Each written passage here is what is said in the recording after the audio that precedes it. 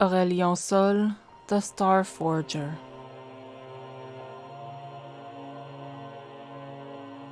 The appearance of a comet in the night sky is often said to portend upheaval and unrest. Under the auspices of such fiery harbingers, new empires rise, old cultures fall, and even the stars themselves may vanish from the heavens. The truth is, perhaps, more unsettling. The almighty being known as Aurelion Sol was already ancient before the rise of the mortal races of Runeterra. Born in the first breath of creation, he and those like him roamed the vast nothingness of a pristine celestial realm, seeking to fill this canvas of incalculable breadth with marvels whose twinkling spectra would bring fulfillment and delight to all who witnessed them. As he wandered, Aurelion Sol seldom encountered any equals. The eternal aspects were dispassionate and incurious things, contributing little to existence, content only to compose amusingly self-centered philosophies on the nature of creation. But then, bathed in the light of a fairly unremarkable sun he had crafted eons earlier, he discovered something, a world, new realms. He did not know who had created this world, or why. Only that it had not been him. The aspects, who seemed unusually invested in it, implored him to come closer. There was life here, and magic, and fledgling civilizations that cried out for guidance from beings greater than themselves. Flattered by this new audience to his supreme majesty, Aurelion Sol descended to bask in their adulation, in the form of a vast and terrible dragon from the stars. The tiny inhabitants of the insignificant land of Targon named him for the golden light of the sun he had gifted them, and the aspects commended them to bring forth a suitable offering in return. The mortals climbed to the peak of their tallest mountain and presented him with a splendorous crown, crafted with careful and cunning magic, etched with the inscrutable patterns of the celestial realm. From the moment it touched Aurelion Sol's brow, he knew this was no gift at all. The accursed thing clamped in place with unimaginable force, enough that he could not remove it, and he could feel his knowledge of the sun and its creation being stolen and scrutinized by intelligences vastly inferior to his own. Worse still, the power of the crown hurled him back into the heavens and prevented him from getting any closer to that world again. Instead, he was forced to watch as the duplicitous aspects of Targon set the mortals to work in the construction of a great gleaming disk. With this, they channeled his celestial power to raise up immortal god warriors for some unknown conflict that was apparently still to come. Outraged, Aurelion Sol could see other stars fading across the firmament for lack of care and maintenance, and he strained to break free from the crown's control. It was he who had burst their light into the universe. Why must he be shackled, now, by the aspects and their lowly pawns? He roared with glee when the sun disk failed, only to see a second, more powerful one take its place. Eventually, resigned to his fate, he saw the god warriors cast down their rivals, then chittering creatures of pure darkness, and eventually, each other. Then, in little more than the blink of a star dragon's eye, the world was ravaged by a succession of sorcerous catastrophes, and Aurelion Sol finally knew that Targon and the hated aspects were all but defenseless. As he cautiously circled back, he realized the magic that bound him was weakening. Flecks of gold began to fall from his crown, each one blazing across the skies like a comet. Driven by the tantalizing possibilities of freedom and revenge, Aurelion Sol now regards Runeterra with simmering, eternal fury. Surely, it is here, upon this world that the cosmic balance will tip in his favor once more, and with it, the universe itself shall bear witness to the fate of those who dare steal the power of a Star Forger.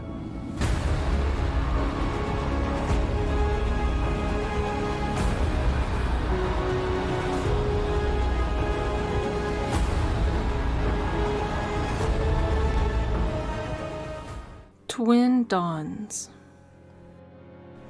This world's familiar sun still hides below the horizon.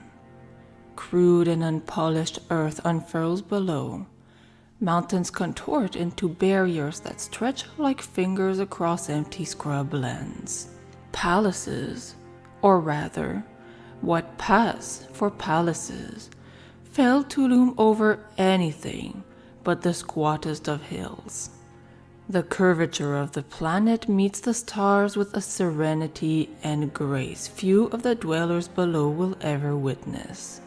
They are so scattered across the globe and grasp so blindly for any sort of understanding that it is no surprise they've been conquered and don't even comprehend their predicament. The fiery sheen I've gathered as I streak towards my preordained destination illuminates the world beneath me. Pockets of warring, fearful, rejoicing life tucks itself into any fertile nook it can find below. Oh, how they gaze and point as I streak over their heads. I've learned the names they call me: prophet, comet, monster, god, demon. So many names, all missing the mark. In a vast stretch of desert, I feel the twinge of familiar magic emanating from the seat of the premier civilization among these savages. Lo and behold, a massive sun disk is under construction. The poor enslaved laborers beat their heads and rend their clothes in my wake. Their cruel masters see me, a streaking bolt of fire, as a portent of good omen, no doubt. My passing will be etched in their uncouth pictograms upon common stone, an homage to the great comet, the blessing of the sky god gracing their holy works, and so forth.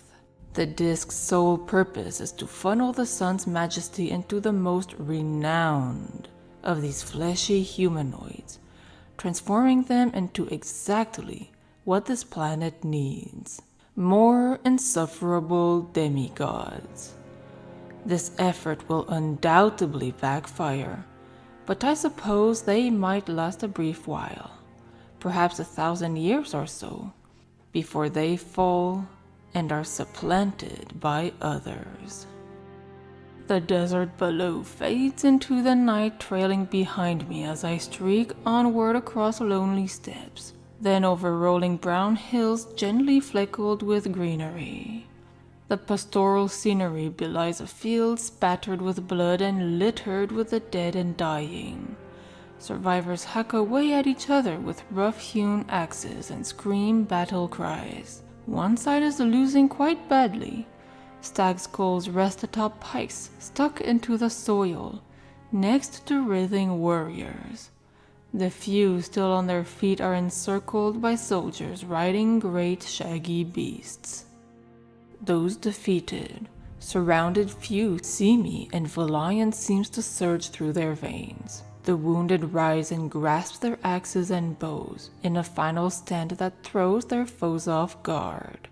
I don't linger to see the rest of the clash play out because I've seen the scenario unfold 1,000 times. The survivors will scratch my comet likeness into their cave walls. In 1,000 years, their descendants will fly my image on banners and undoubtedly ride into a tedious, similar battle. For all their efforts to capture and record history, one ponders why they do not learn from their mistakes. That is a lesson even I have had to suffer. I leave them to perpetuate their bleak cycle. My trajectory reveals more inhabitants. Their collective repertoires of reactions span the typical gamut, pointing, kneeling, sacrificing virgins upon stony altars. They look up and see a comet, and never ask what lies beneath the blazing facade. Instead, they stamp into their own self-centered worldview, muddying the splendor of my visage. The few more advanced life forms, and I use that description loosely, gaze up and jot down my coordinates in scientific almanacs instead of using me as prophecy fodder. It's mildly refreshing, but even their developing notions of intellect seems to indicate I am a regular appearing phenomenon with a predictable orbit. Oh, the feats they could accomplish if only. Well, no use dwelling on the wasted potential of the simple-minded Terrestrialborn. It's not entirely their fault. Evolution does seem to have a difficult time gaining traction on this world. But alas, the novelty of such infantile antics has worn thin. The grasping energies of my magical bondage have dragged me from one partly world to another for centuries. Now it has led me back to this familiar and unpleasant rock. The star that fondles its surface with light was one of my earliest creations, a confluence wrought of love and radiance. Ah, that cherished moment when she flared to life with colors only her creator could see. How I miss a star's crackling new energy warming my face and trickling through my fingers. Each star gives off a unique energy, precious and reflecting its creator's soul. They are cosmic snowflakes burning in defiance of the infinite dark. Unfortunately, the memories I long dwell upon are tainted by betrayal. Yes, this was the place where Targon lured me into servitude. But now is not the time to linger on past mistakes. Those musty aspects want me to seal yet another breach. In their name, of course. Then, I see her.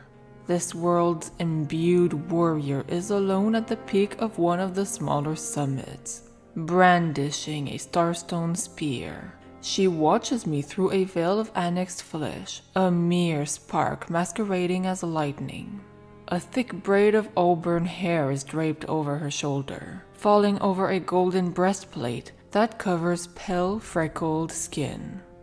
Her eyes, the only bit of her face not shielded by battle-worn helmet, flash a jarring shade of red. She calls herself Pantheon, the warring fury of Targon incarnate. She is not the first of this world to wear the Pantheon mantle, nor will she be the last.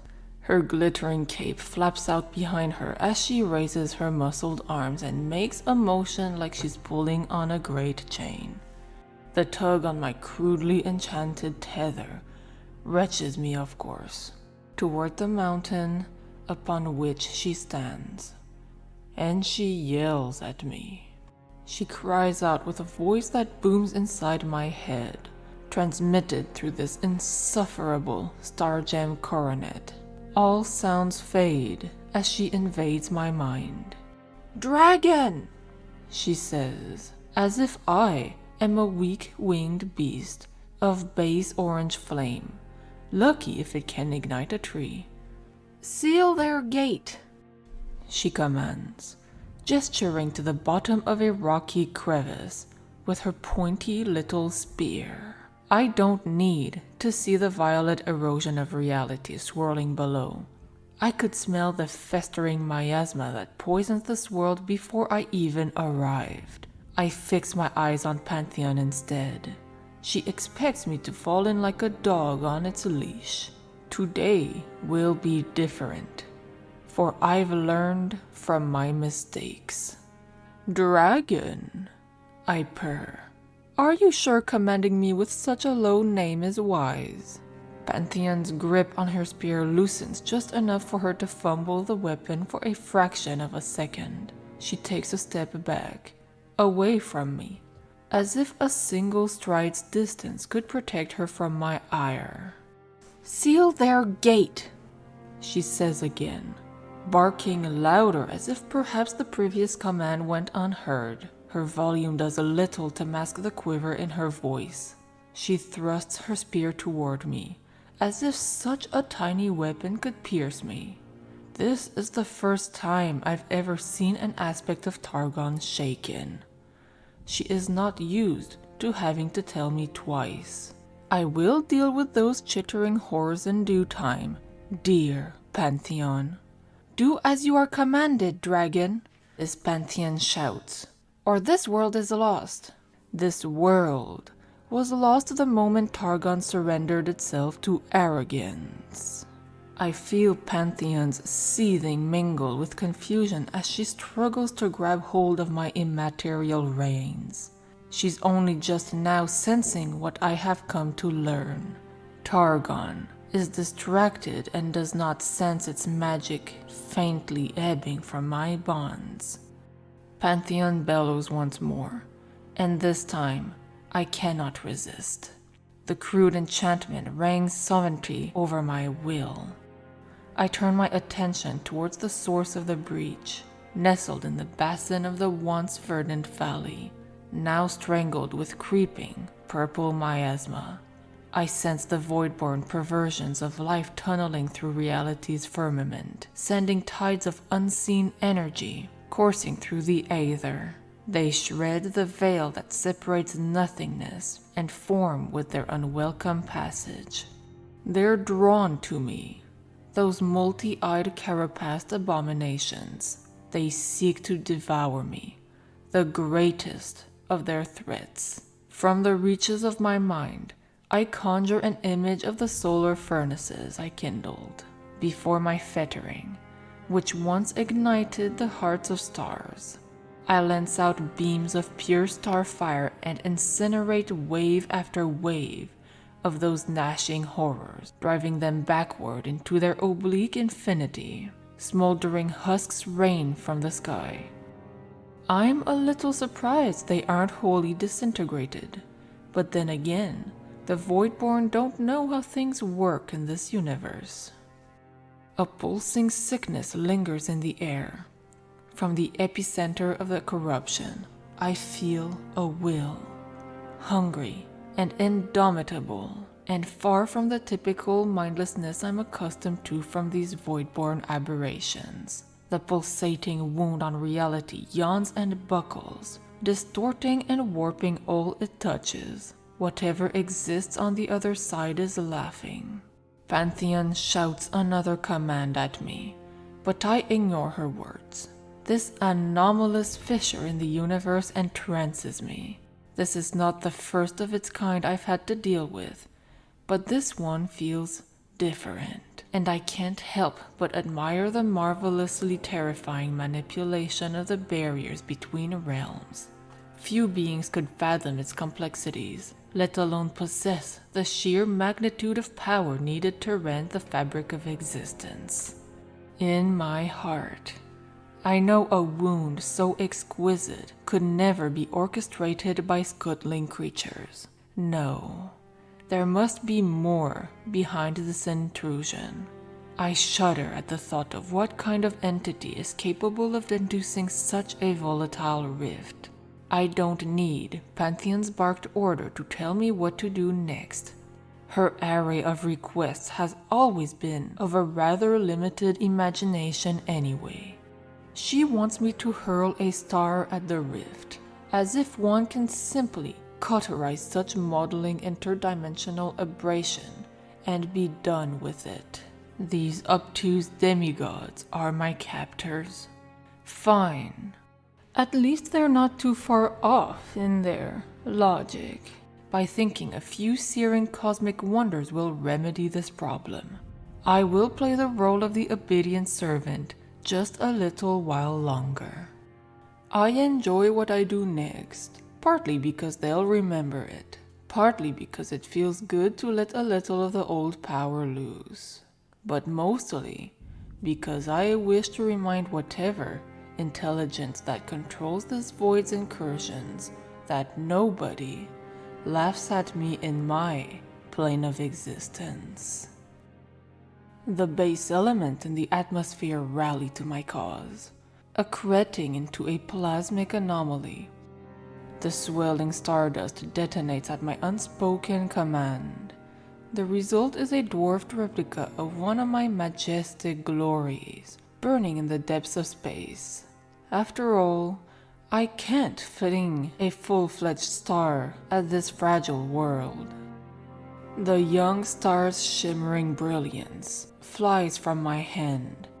It's joined by two sisters, always by my side. They carry around me in a radiant ballad, their white-hot cores devouring the gathering clouds of dust and matter I draw towards us. We become a storm of stars, the night sky incarnate, a maddening gyre of starfire. I conjure eddies of searing stardust, exhaling a heat so pure and dense it collapses the aura of this world, just the tiniest bit, forever marring the plane's curvature. Coruscating strands of stellar flame pirouette from the center of the rift. Gravity melts in undulating waves of color most eyes will never be able to witness. My stars warp matter as more fuel coalesces into their core, causing them to shine brighter, burn hotter. The whole spectacle is breathtaking, a cascading dance of blinding light and searing heat so hot that for a fleeting moment, new spectra are birthed into existence. My spine tingles just a little bit at how good it feels. Trees splinter, rivers evaporate, the mountain walls of the valley crumble in smoky avalanches. The tireless laborers erecting their sun disk, the soldiers taking the hill, the stargazers, the worshippers, the terrified, the doomsday prophets, the hopeless, the rising kings. All those who beheld the streaking comet with selfish eyes witnessed the ensuing supernova as an early dawn. Across this pitiful globe, my radiance turns darkest night to blinding day. What fictions will they conjure to explain this phenomenon? Even my Targonian masters have rarely witnessed such a display of my power. Certainly, no terrestrial world has ever borne scars as severe as what is left of that once verdant valley. When I am finished, nothing remains. Not even this incarnation of Pantheon. I can't say I'll miss her, or her mindless barking. In the glowing aftermath of my carnage, the smoldering once mountains collapse into the molten rubble streams now flowing through the valley. This is the scar I have left upon this world. A surge of damning pain shoots through my body, radiating from that infernal crown. I am about to pay. My head snaps up, and my eyes drink the bitter sight of a dying star. My heart clasps shut. My mind reels. An overwhelming sense of despair ricochets through my very soul, emanating from a deep and immense sorrow, like the pulsing realization you've lost something precious and know it's all your fault. Some curious life forms I met long ago once asked how it was possible for me to remember every star I've created. If only they could feel what it was like to create a single star, they would understand the sheer irrelevance of that question. That's how I know when even one of my darlings winks out of existence, ejecting jets of energy and, with it, the very substance of my own spirit. I see her death knell in the heavens above. She shines brightly one last time in a pyroclasm that momentarily drowns her brothers and sisters. My heart shatters as the heavens are diminished in brutal retribution for turning my power on one of Targon's own. A sun is the price for a single pantheon. This is the cost of my unfettered wrath. This is the kind of boorish sorcery I must deal with. Within seconds, they have regained control of my reins and call me to a new task. On no other world have I exhibited such a display of freedom, no matter how fleeting it was. What's more is that I have learned from their mistakes. A bit of me is free now, and in time tap into this mysterious well of energy and cast off the rest of my tether. I tune into that essence of war, twisting and contorting within fleshy vessels scattered across the cosmos. It wasn't happy about losing its mortal avatar in this world. Already, a new doomed host has been chosen to transform into the next iteration of Pantheon, a soldier from Rakor, a tribe who cling to the base of Targon's mountain, siphoning off its power like barnacles. One day, I shall meet this new incarnate of Pantheon. Perhaps he will learn to find a new weapon and abandon that ludicrous spear. I sense Pantheon's celestial kin scattered across the cosmos. In a single instance, all of their attention is focused on this world, where one of their earthly aspects was vaporized by their own weapon. Their confusion is mingled with a growing desperation that they contend with each other to regain their control over me. How I wish I could see their faces. As I launch myself from the gravity of this world, this Runeterra, I sense an emotion I have never felt from Targon before. Fear. What's the matter, Targon? Losing your grip?